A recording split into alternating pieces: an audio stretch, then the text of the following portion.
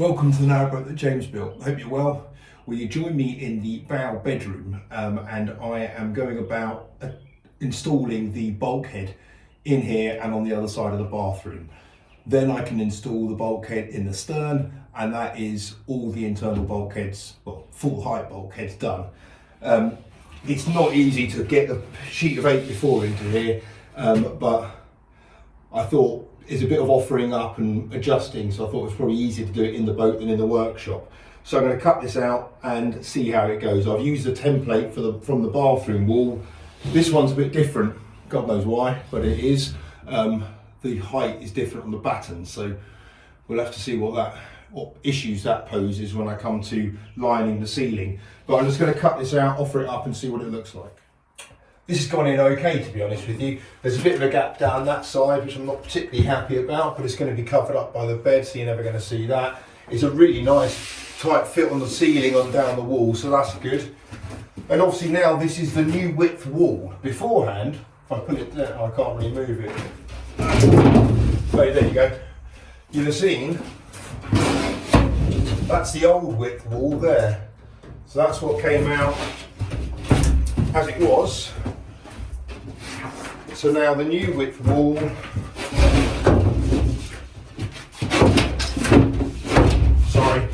bulkhead, not wall.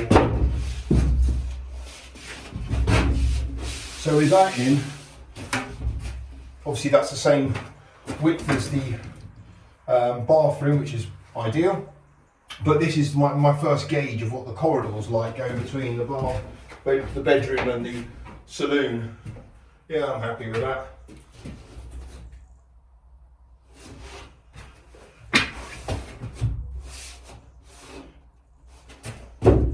Yeah, that is good. Right, so that one can actually be put in place now. I need to put the conduit tray, I need to make some openings there in the conduit tray. So I'll go about doing that today. I don't think there's any screws in those bits there, so that should be fine. Yeah, that's one less done. And then I've got to do the back side here. So that's the bathroom one, essentially. It's the inside of the bathroom, but there's quite a lot of insulation to trim on that one. It won't surprise you to learn. And now the inside of the bathroom bulkhead is in. So that's worked out pretty well. It needs to shift over a smidge, but that's going to be the width we're left with on the walkway, which is going to be ample. And the space in the bathroom, well, it's tight, that's for sure. But I quite like it. It seems kind of in proportion. When you imagine the wall being up, there's about as much wall as there is window. That's quite nice.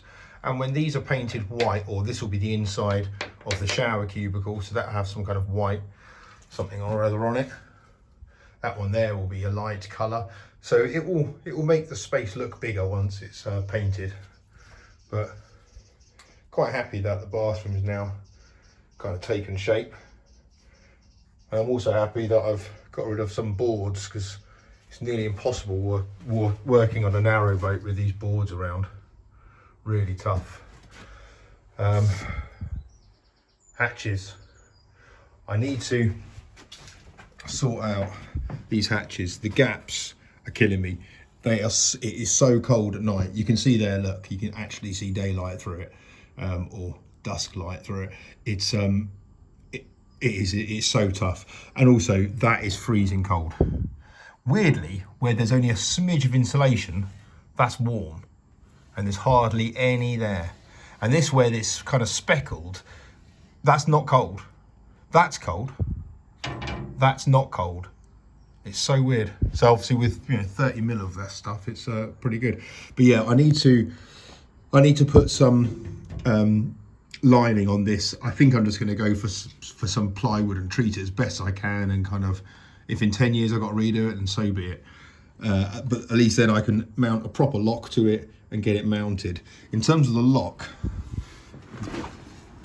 what the last guys have done is they've just, don't know if you can really see that very well, but there is a screw hole, and there's another one. So it's only kind of screwed in. They haven't, they've countersunk them, but that's about it. There's no car body filler to go on it and smoothing over or anything like that. And there's only 2 of them, which is why, sorry, the latch is loose and crap, but also it just doesn't come off. It needs to go into this part here. This is where the back of the hatch needs, the lining of the hatch needs to cover up pretty much all of that. So that's 25 mil. So I might get some 23 mil ply to put on there, mount the lock onto it, and the lock goes into there. So yeah, no wonder these hatches let in a lot of draft. But obviously coming into winter, that's something I very quickly want to fix. And now I've been working in the bow. This is the problem with on a narrowboat. You just see it now like this. It's just, you've got to move everything to one area to work in the other area. Luckily, I've managed to get the water tank off the boat today. So that's kind of created a bit of space. But otherwise, yeah, it's really kind of tricky manoeuvring around. But now I've got the bow quite empty. I can sort out the inside here. Water tank wise, I've just ordered one. It's going to be a square tank which occupies that space in there. We might make some little kind of stand for it to go into. Then I might do it now, or I can do it another time. I'll run a pipe going up to here, under there, and then on top here I'll have a cap where I can easily fill it up. But the idea is the filler cap, the output for the water pipe is going to be here, and it's going to, all the gubbins are going to run under here, under where the bed will be, and that's going to be where all that stuff's going to be kept, and no doubt the calorifier, which I think I've been advised today is pretty much my only way forward. Right, I've had a bit of a sort out and tidied up around the stern bulkhead, and that's really for me to kind of work on this evening. I need to put some battens in, ideally, or something really for it to fix onto the side here. And it's now at this point I'm going to work out how high, or the height of my upper walls, because I'm going to have to work out where it goes in. I'll have to cut that one, which is the first upper wall brace that I'll cut.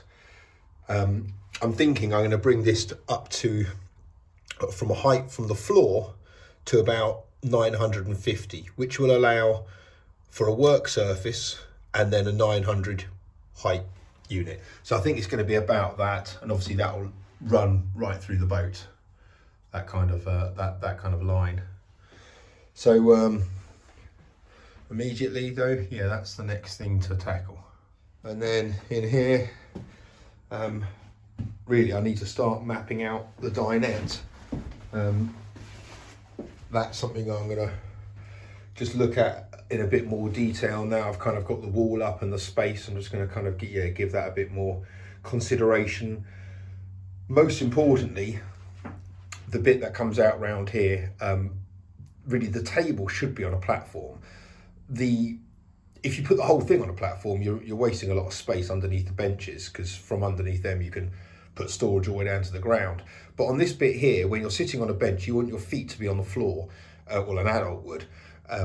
I might even have a little rail put up so that for some of the kids, their legs or their feet will touch the rail. It's just a bit more comfortable for people. But this bit here, I don't know if I want that to be raised. I might just have a raised bit just where feet would be. So because invariably it's just going to be that small table in situ. So I've got to have to kind of work that bit out, and because what I don't want is a raised bit unnecessarily kind of around here, because this will be the walkway, and if you haven't got the table there, it's just going to look odd having a kind of a platform coming out for no reason. And then kind of a job probably to start to really look at tomorrow when I get a few more materials is the hearth. So obviously there's loads of rules and regs about the stove, but I need to build the hearth, which is, obviously the hearth is on the floor, but I need the back and the sides done as well. It all needs this CS board, which I've got. It needs an air gap as well, which obviously that's not so hard to create. I think I'm going to use some little steel braces, some 10mm steel braces, because it's a bit counterintuitive to have an air gap created with timber. So I think it will be steel braces I use for that. And then the bit I'm not sure about yet is up the back wall here, is whether I have the vertical wall with the tiles on it going vertically, or which creates obviously a bigger air gap at the top near the undergunnel, near the gunnel, and obviously a smaller air gap at the bottom near the floor. It sometimes looks good, but then sometimes it doesn't look very good if the tiles are flush against the wall, or not flush against the wall, but certainly in the same angle as the wall. You'd like to have a 90-degree angle where this bulkhead here meets the tiles here. That would be much better if that was a 90-degree line. So I'm going to have a look at a few other examples of how it's been done. I also think I want the stove to be raised. I don't want it sitting on, obviously it's going to have to sit on a hearth, but I think I'm going to raise it slightly as well, because it's not the biggest stove in the world. And what I'd ideally like is, when the hobs are in this spot here, I'd ideally like the stove to be a similar-ish height. I don't know why. I think I'm not thinking of cooking on it at all, but I just think it would look better. But I don't want the stove, because the stove's not that big, I don't want it to be on its, on too much of a platform. Otherwise it would be, that would look strange in itself. So there's a few things really to consider about the stove position and the hearth and stuff, which is something I've got to do in the next couple of days really. I'd like to get this in by the end of the week, ideally, but I've seen other people put a stove in. It takes them all week to do so. I'm hoping mine's not going to be the case, but I've still got to sort out the flue and the hole in the roof and line all that up as well. So there's quite a lot to do just by installing a stove, but yeah, that's the plan. But bulkhead first. You've heard me say before, there are so many rules and regs when it comes to installing a stove. They're all there for very valid reasons, because people have died on boats because of poorly installed stoves. One of the factors is it needs to have a distance of 2 meters from the bottom of the flue to the top of the chimney. Now, in its current position, I've got a 1.25 meter distance up to the ceiling, and therefore probably 1.3 to the outside of the steel. So therefore currently I'm going to require a 70 centimeter chimney. I'm not really sure on what the standard sizes of chimneys are, but that's kind of what I'm going to require. Therefore, if I was to raise the stove any higher, I'm going to need a bigger chimney, because I'm reducing the internal height. And that's something to consider. I don't want to have to get like an overly large chimney, because you've got to take it off when you navigate, which means if it's not working properly whilst you're navigating, that's not ideal.